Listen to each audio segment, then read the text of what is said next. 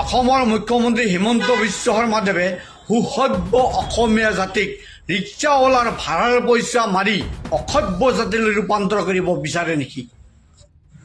ইয়াৰ ৰিক্সাৱালাই 5 টকা ভাড়া বিচাৰিলে 4 টকা দিয়ক, এনেকুৱা পৰামৰ্শ কোনো এটি সুসভ্য সংস্কৃতিবান ব্যক্তিয়ে কেতিয়াও আগবঢ়াব নোৱাৰে।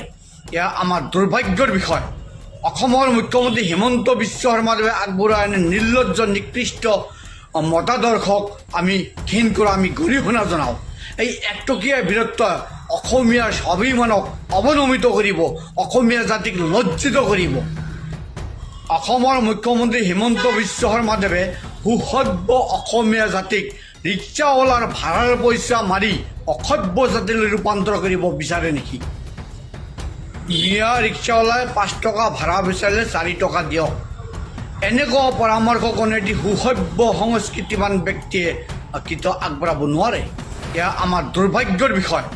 অসমৰ মুখ্যমন্ত্ৰী হিমন্ত বিশ্ব শৰ্মাদেৱে আগবঢ়োৱা এনে নিৰ্লজ্জ নিকৃষ্ট মতাদৰ্শক আমি ঘিণ কৰোঁ, আমি গৰিহণা জনাওঁ। এই একটকীয়া বীৰত্ব অসমীয়াৰ স্বাভিমানক অৱনমিত কৰিব, অসমীয়া জাতিক লজ্জিত কৰিব।